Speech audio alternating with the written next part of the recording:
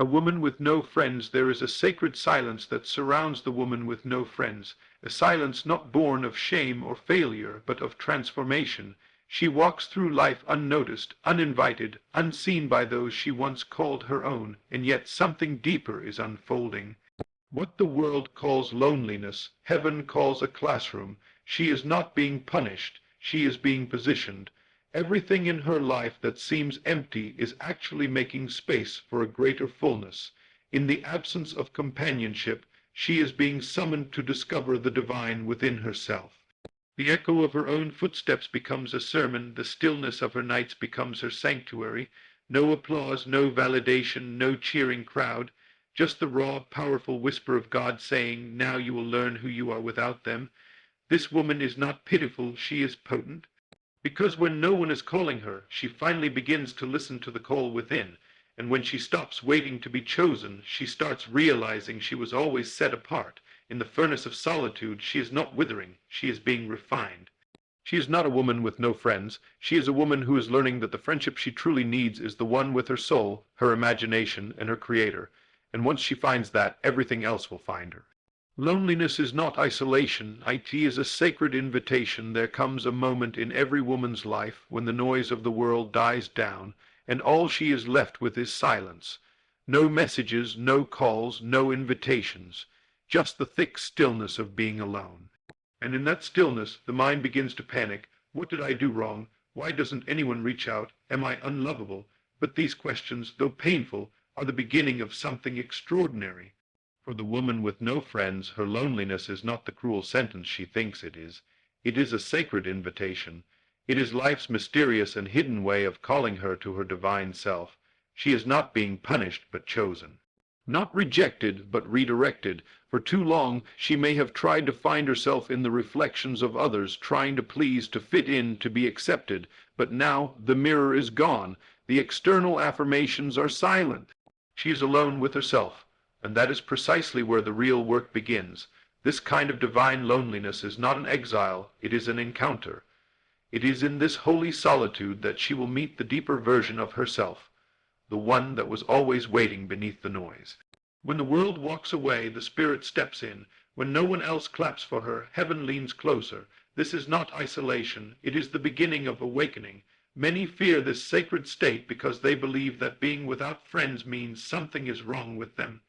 But what if nothing is wrong? What if this alone season is heaven's design? What if it is the exact pressure needed to unlock power within? Sometimes the soul cannot awaken in a crowded room. Sometimes the light within only begins to shine when all the other lights go out. The woman who walks alone is not weak, she is being refined. The friends she lost, the relationships that faded, the people who turned cold, none of them left by accident. Their departure created space, and in that space the divine plants revelation. Not everyone is meant to walk every chapter with her.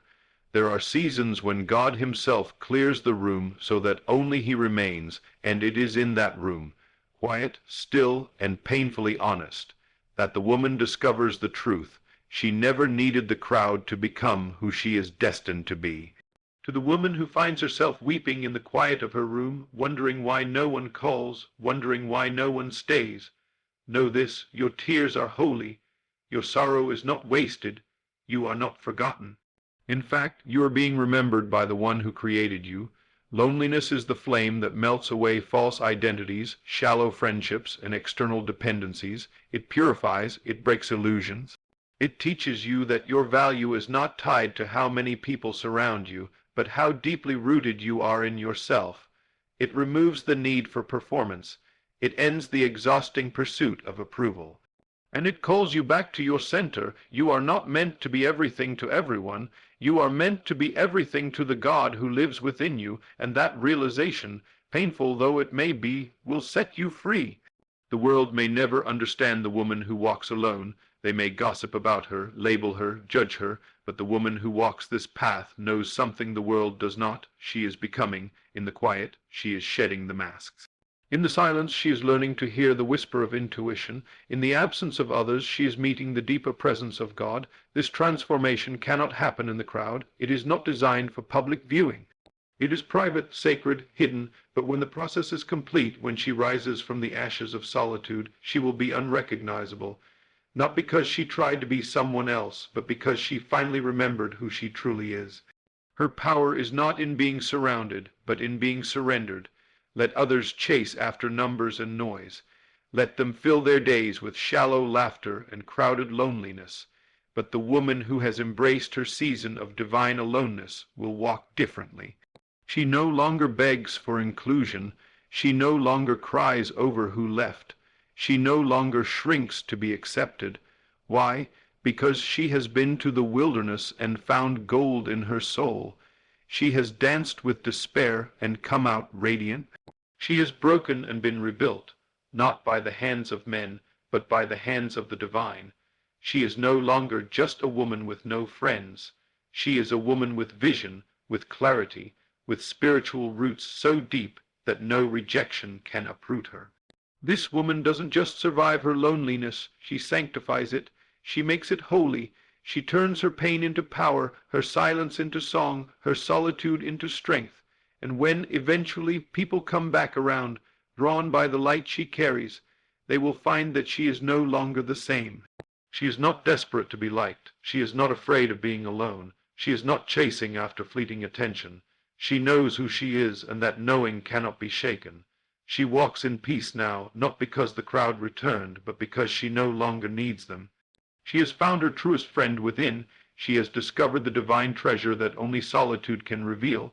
So to the woman who feels left out, discarded, unseen, this is not the end, this is the sacred threshold. Step through it, embrace it, let it transform you. You are not broken, you are being rebuilt, you are not alone, you are being aligned. And the day will come when you will look back on this silent, aching season and say, "Thank God they left. Thank God I was alone. That's when I found the truth. I was never friendless. I was being friended by heaven." Your imagination is your most loyal companion when the world withdraws its hand and you find yourself sitting alone, day after day, waiting for someone to understand you, care for you, or simply acknowledge your presence. That's when you are given the greatest opportunity of your life to meet one companion who will never abandon you, your imagination. While others may forget to include you, ignore your worth, or even speak against you, your imagination waits faithfully within, holding the keys to a life of joy, fulfillment, and spiritual authority. The woman with no friends has not been cursed. She has been gifted the freedom to build again from the inside out. It is here, in the silence where relationships once lived, that she is invited to create, not complain. To imagine, not to mourn, for what you imagine with conviction will shape the world around you, and your internal companionship becomes more powerful than any social circle could ever be. This is the divine law of life. What you persistently accept inwardly will eventually express itself outwardly. So to the woman walking without support, stop mourning the absence and start mastering the art of inner communion. This is not a time to lament. It is the moment to rise through imagination. Too many women have been conditioned to wait for others to validate them, to tell them they're beautiful, worthy, intelligent, and valuable. But what if no one ever says those things? Will your worth diminish? Not if you've discovered the treasure within, the power to speak life over yourself, to construct a reality in your mind that contradicts the loneliness of your physical world, is your inheritance. You can be sitting in an empty room, yet feel fully alive, fully loved, fully seen, if you engage your imagination with truth. When no friend texts you, when no one checks in, instead of spiraling into self-pity, speak inwardly, "I am deeply loved, I am divinely chosen, I am surrounded by warmth, loyalty, and joy." The world may call it delusion, but the spiritually awakened woman knows it is design. The outer world is only ever mirroring what we accept as real within ourselves, and your imagination is the place where the seed of that reality is planted. This is not mere wishful thinking. This is spiritual law. Every circumstance you live through today is a reflection of a former belief, a previously accepted inner state, and now, in the stillness of solitude, you are free to rewrite the script. You are not bound by what has been. You are free to imagine what shall be. The woman with no friends is actually in possession of the most fertile soil, undistracted focus. She can sow the seeds of a new identity, a new world, a new circle of love and loyalty, not by chasing it outwardly, but by embodying it inwardly. She does not wait for a friend to appear before feeling loved. She feels loved and thus invites the friend. She doesn't wait for someone to call her valuable. She lives from the deep awareness that she is valuable, and life must reflect that knowing. You are never truly alone if you know how to speak to yourself with power. When your voice becomes your support, your thoughts your allies, and your imagination your guide, you begin to walk as a woman who needs nothing, yet attracts everything.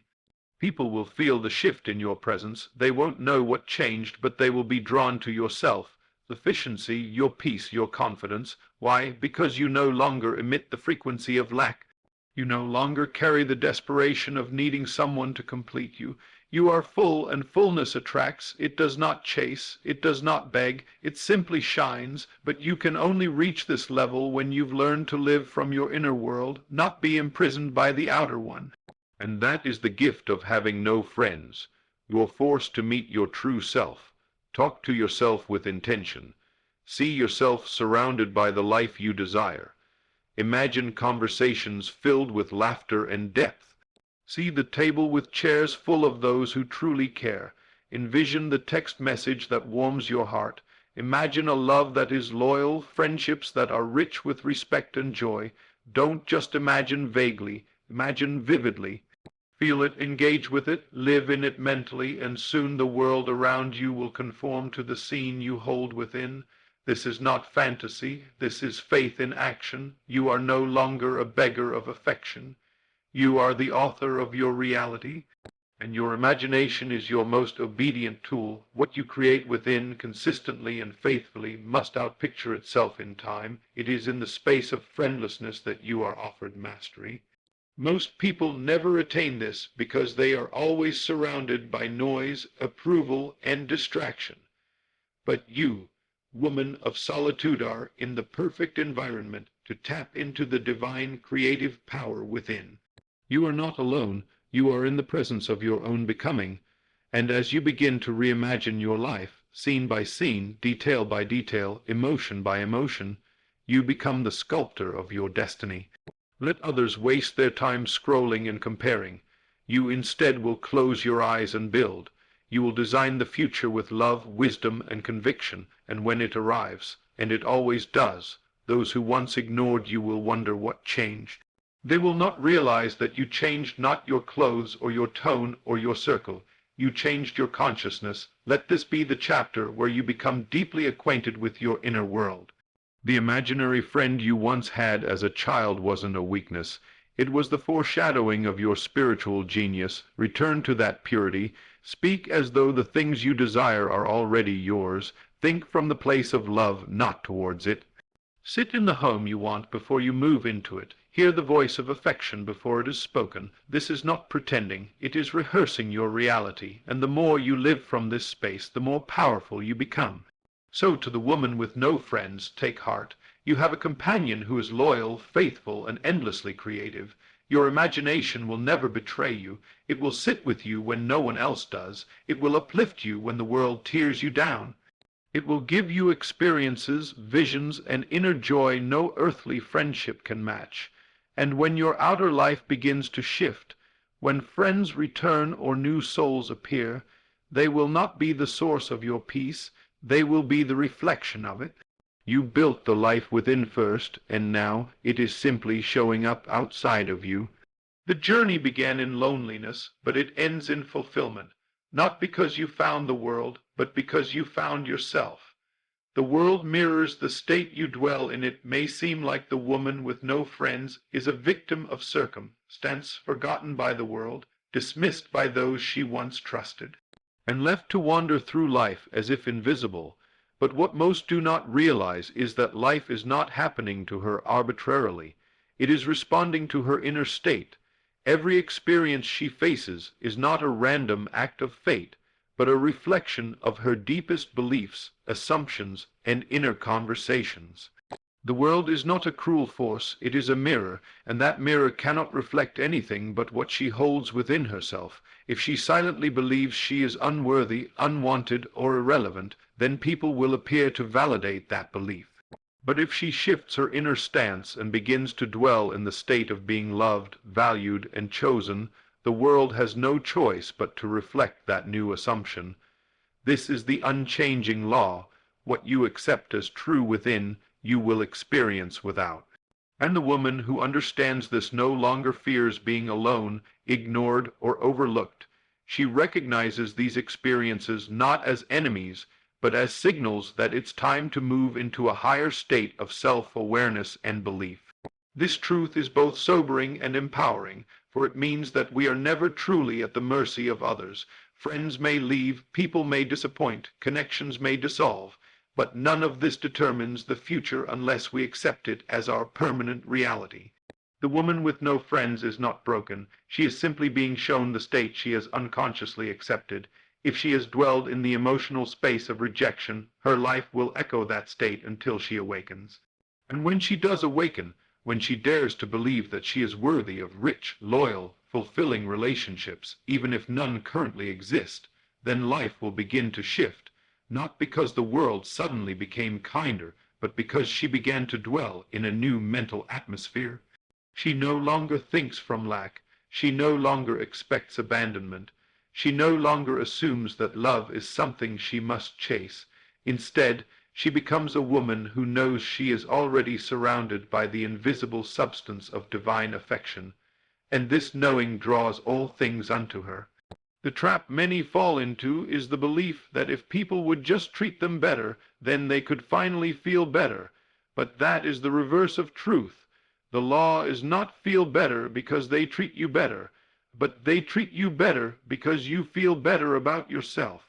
This is not surface-level positivity. This is deep inner transformation.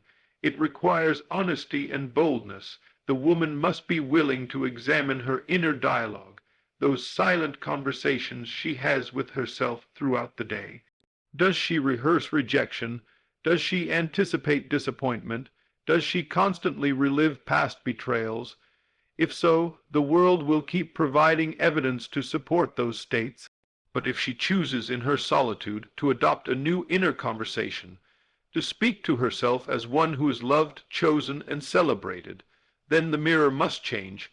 It cannot do otherwise. Life is not mocking her. It is merely echoing her most dominant belief. And this is why solitude is such a powerful place for transformation. Without the distractions of constant social interaction, the woman can finally hear herself. She can catch the destructive assumptions she's been carrying. She can feel the emotional state she has made her home, and she can make a decision to move, to shift, to rise. She doesn't need anyone to apologize. She doesn't need her old friends to come back. She doesn't need a crowd to validate her. She needs only to change the state she dwells in, from lack to fullness, from fear to faith, from longing to knowing, and when she does, her entire experience must align with the new state she now occupies.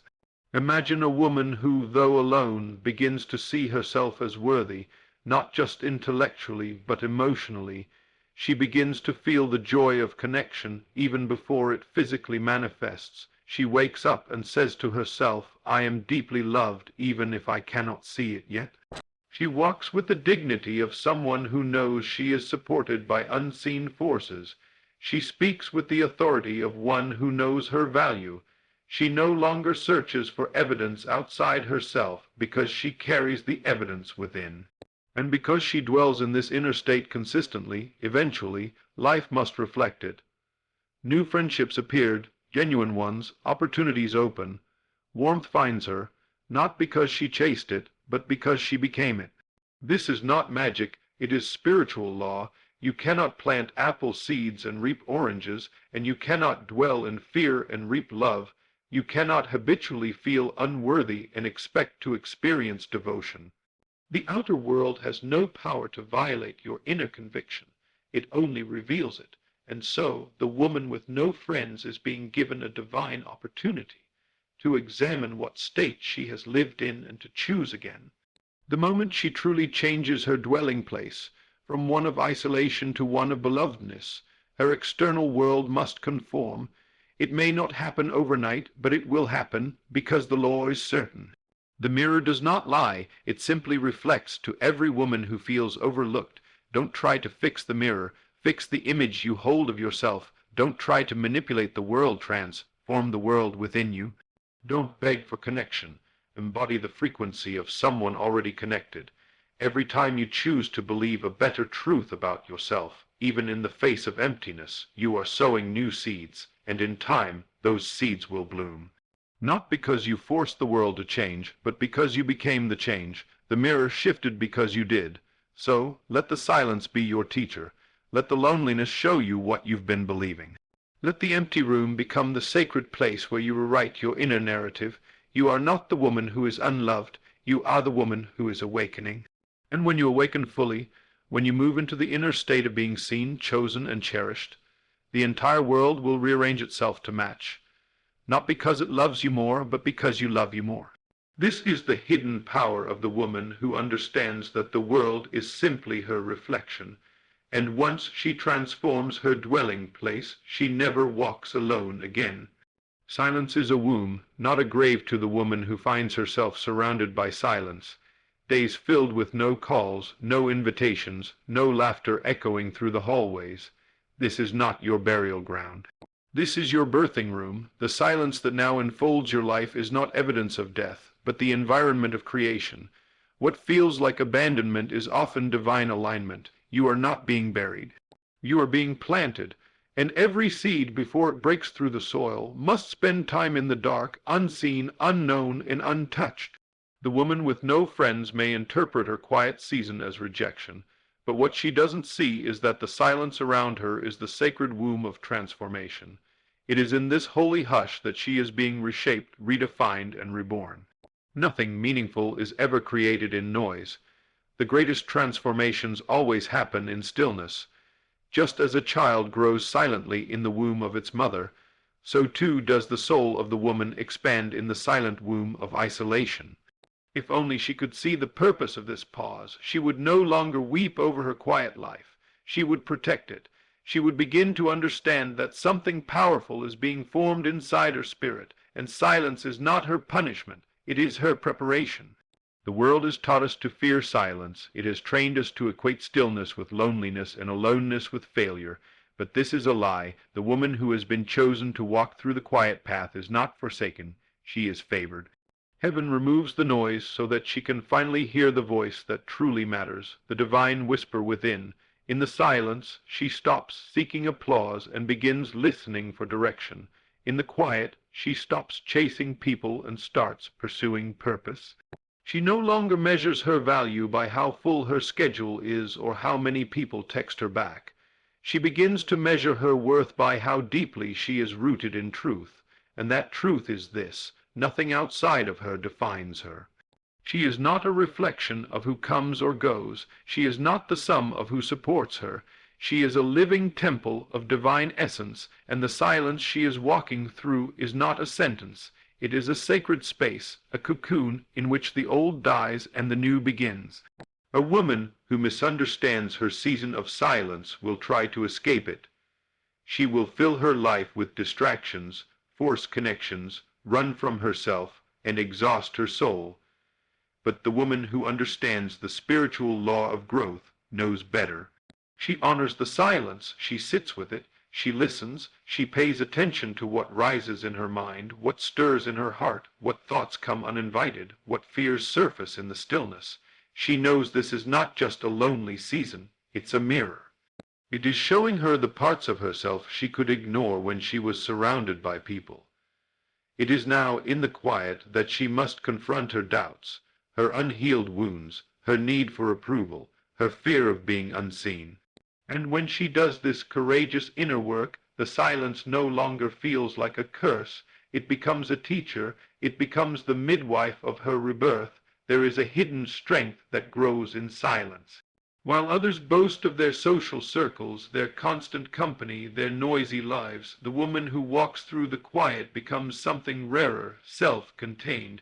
She begins to carry a presence that does not depend on others to shine. Her eyes begin to glow not because of attention, but because of revelation. She no longer needs to speak much, because her energy speaks for her. There is depth in her silence, power in her restraint, grace in her pause. People will begin to notice her again, not because she tries to be noticed, but because something within her has shifted. She has become still, and in her stillness she has tapped into a reservoir of peace that the world cannot manufacture. This is the fruit of silence that has been honored, not escaped. The womb is where life begins, and yet it is hidden from the world. In the same way, the woman with no friends may appear invisible to the world, but she is being watched by the heavens. She is under divine construction, and when the time comes, what has been forming in secret will emerge in strength. The friendships she longed for will come, not out of her desperation, but because of her transformation. The opportunities, the love, the community, none of it will arrive to complete her, but to reflect what she has already become. For the woman who blooms in silence does not return to the world to beg for place. She returns to take her place. She is not desperate. She is destined. Do not mistake the silence as absence. It is presence in its most concentrated form. It is where clarity is born. It is where vision becomes sharp. It is where identity is recovered. And most of all, it is where intimacy with the divine is deepened beyond words. The woman who lives without friends may be walking through the wilderness, but she is not lost. She is led. And in that wilderness she finds her voice, not the voice shaped by opinions, trends, or expectations, but the voice rooted in truth. This is the voice that will guide her forward. This is the voice that will rebuild her life, brick by brick, from the inside out. So if you find yourself surrounded by silence, do not rush to fill it. Don't resent it. Don't curse it. Bless it. Thank it. Treat it as sacred, because in this silence you are becoming. In this stillness you are being rewired. You are not in a grave, you are in a womb, and soon you will rise, not as the version of yourself that needed to be surrounded to feel valuable, but as the woman who knows she carries everything she needs within. The one who honors her silence is the one who eventually commands attention without saying a word, because she has walked with truth, she has wrestled with herself, she has listened to the divine whisper. And she has emerged whole. This is not your end. This is your beginning. The world may not see it yet. They may call you forgotten, but heaven calls you forming. And when the forming is finished, when your time in the womb of silence is complete, you will not just return. You will arrive. Whole, healed, certain, unshakable, and all will know, this woman was not buried, she was planted, and now she blooms. The one who walks alone becomes the one who leads others. There is a quiet mystery surrounding the woman who walks alone. At first glance, she appears insignificant to the world, uninvited, unsupported, disconnected from circles of influence, detached from the social systems others rely on for meaning and identity. But what few understand is that her isolation is not evidence of weakness. It is the forge of her authority. The woman who walks alone walks a path of sacred refinement. The world may call her friendless, but heaven calls her foundational. She is not walking in shame. She is walking in separation. And this separation is not to diminish her. It is to elevate her. For all true leaders are first led into obscurity before they emerge in power. She is being hidden, not forgotten. She is being processed, not passed over. She is being stretched beyond the limits of the common path, so she can one day become the voice others follow when the noise of life fails them. In solitude, she is learning what can never be taught in crowds, the sound of her own spirit, the fire of her own conviction, the depth of her own vision. Her leadership is not built on titles or followers. It is built on inner mastery. And inner mastery is only forged in aloneness. The woman with no friends begins her journey misunderstood, perhaps even ridiculed. Others may whisper, she must be too much, or she doesn't belong anywhere. But what they fail to grasp is that she doesn't belong because she was never meant to fit into their small world. She was meant to shape a new one. The rejection she experiences is not rejection from purpose, it's redirection into it. She is not excluded because she is lacking. She is excluded because she is carrying something rare, and rare things are always protected, preserved, hidden away from the careless and the casual. She is not failing. She is being formed. Her solitude is her school. Her silence is her sanctuary. Her season of walking alone is the sacred classroom where she learns not to seek applause, but alignment, not to seek permission, but presence.